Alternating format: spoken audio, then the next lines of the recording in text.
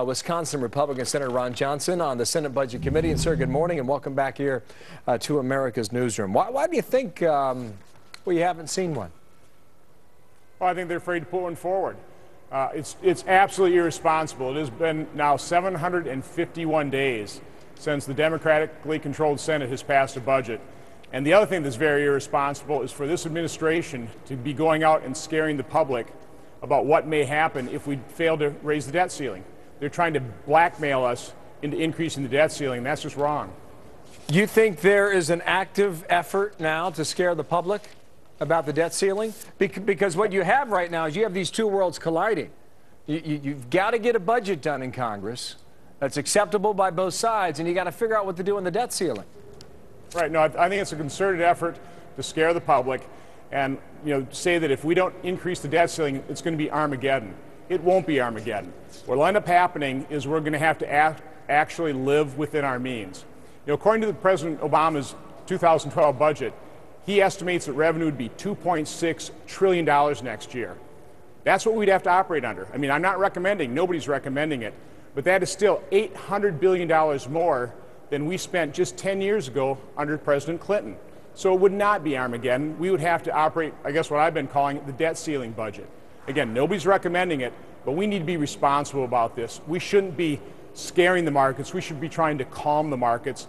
And the other thing we should be doing, I've been in business for 31 years. I've been watching Washington. It's broken. We need to realize this is a possibility, so we should start planning for it right now. I would be laying out contingency plans right now in every agency in terms of how do you live within a $2.6 trillion a year budget. It's possible. Again, not recommending doing it, but we should start laying in those plans. Well, I mean, even in trillions, it's just extraordinary stuff here.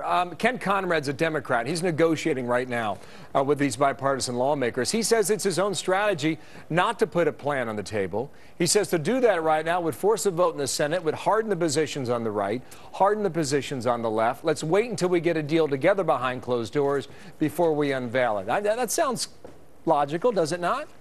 No, we should be doing this in public. And that's what's wrong with Washington. Everything's behind closed doors. We should have this in the light of day. We should be talking to the American people in terms of what we should be spending money on, how we should be reforming every program. Everything should be on the table, and it should be out in the light of day. Now, you were a businessman in your previous life in your home state of Wisconsin. You referred to this in your last answer there, that you're now in Washington as a U.S. Senator, and you're saying that that town, that government is broken. Well, what has your experience been like for the past 5 months?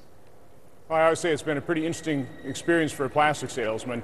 Now, again, like I say, I've been watching Washington for 31 years. It's obviously broken. I mean, the fact that the Democrats haven't passed a budget in 750 days proves that point. So, again, the main point here is let's start planning on it. Nobody wants to, live under a debt ceiling budget.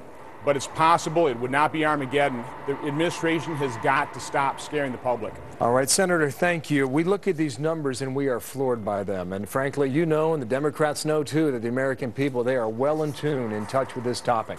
Senator, thanks. We'll talk again down the road, maybe when there is progress. Thank you for your time today.